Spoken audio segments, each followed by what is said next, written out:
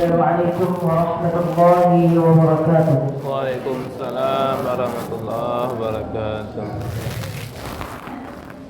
Alhamdulillah nahmaduhu wa nasta'inuhu wa nastaghfiruh wa na'udzu billahi min shururi anfusina wa min sayyiati a'malina man yahdihillahu fala mudilla lahu wa man yudlilhu fala hadiya lahu.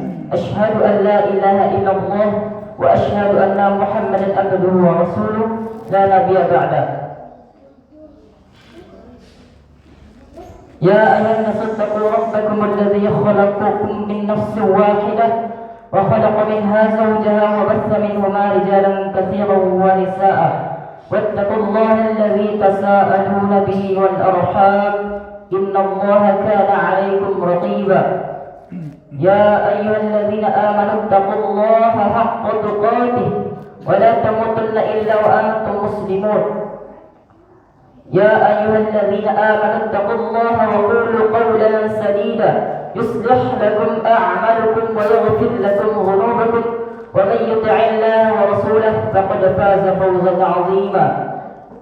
وقال الله تعالى في القرآن الكريم: أعوذ بالله من الشيطان الرجيم بسم الله الرحمن الرحيم إنا أعطيناك الكوثر فصل لربك وانحر إن شانئك هو الأبتر. Shadaqallahul azim. Hadirin jemaah yang sama-sama mencari ridha Allah Subhanahu wa taala, bersyukur kita hanya kepada Allah Subhanahu wa taala karena berkat dan rahmat beliaulah, karena berkat rahmat Allah lah kita masih bisa melaksanakan salat subuh berjamaah. Salawat beriringkan salam tidak lupa pula kita ucapkan kepada Rasulullah sallallahu alaihi wasallam dengan ucapan Allahumma shalli ala Muhammad wa ala ali Muhammad.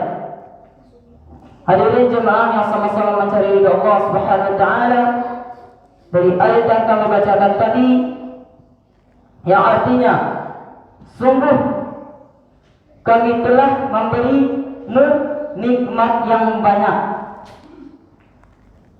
Allah menjelaskan kepada kita bahwa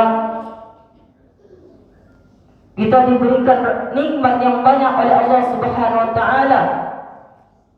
Apa yang harus kita lakukan ketika Allah memberikan nikmat yang banyak kepada kita? Dilanjutkan ayat kedua. Maka laksanakanlah salat kepada Tuhanmu dan berkurbanlah dengan cara mendekatkan diri kepada Allah. Dan Allah, bagaimana cara kita untuk menyikapi atas nikmat yang Allah berikan kepada kita, yaitu dengan melaksanakan salat dan berkurbanlah. Jadi cara kita untuk menyikapi nikmat yang Allah berikan kepada kita yaitu dengan cara salat, berbanyak beribadah kepada Allah Subhanahu wa taala. Dan dijelaskan lagi dari ayat ketiga, sungguh orang-orang yang terputus, orang-orang yang membencimu, dialah yang terputus. Dari ayat ini Allah menjelaskan kepada kita untuk selalu bersyukur kepada Allah Subhanahu wa taala. Karena ini perlu jemaah yang sama-sama mencari ridha Allah Subhanahu wa taala. Yang dimana Allah menjelaskan bahwa nikmat yang Allah berikan itu tidak ada putus-putusnya. Itu Allah memberikan nikmat bahkan sekecil seperti Allah memberikan perbedaan antara darah, contohnya yaitu adanya darah kotor. Apa gunanya darah kotor? Yaitu untuk menyaring darah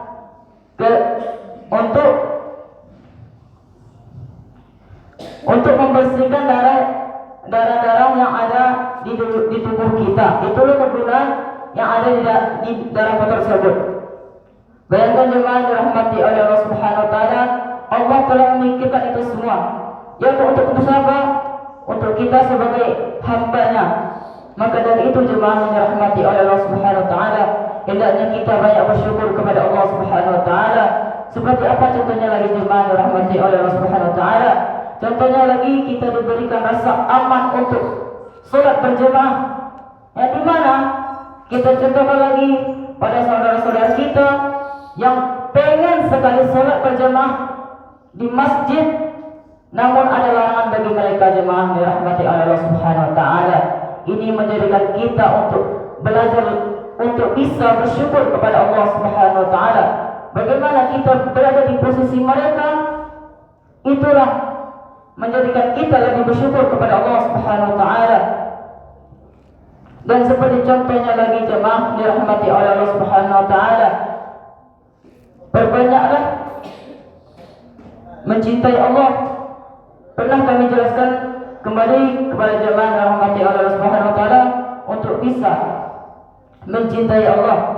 Contohnya yang seperti kita kerjakan ini, jemaah yang seharusnya bisa tidur dengan lelap, tapi dengan bukti kecintaan kita kepada Allah Subhanahu wa taala, jemaah rela untuk bisa bangun di pagi hari bahkan dini hari untuk bisa mendapatkan cinta Allah Subhanahu wa taala. Yang karena kenapa? Cinta Allah hanya diberikan kepada orang-orang yang selalu mencintai, yang selalu mencintai kita sebagai hambanya. Dijelaskan dari ayat Quran surah Al-Imran, "Qul in kuntum tuhibbuna Allah fattabi'uni yuhibbukum Allah wa yaghfir lakum dhunubakum. Wallahu ghafurur rahim."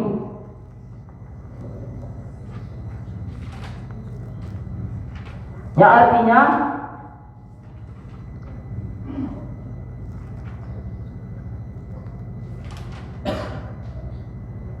katakanlah, jika kamu mencintai Allah, ikutilah aku.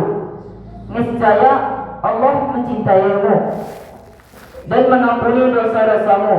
Allah Maha Pengampun, Maha Penyayang.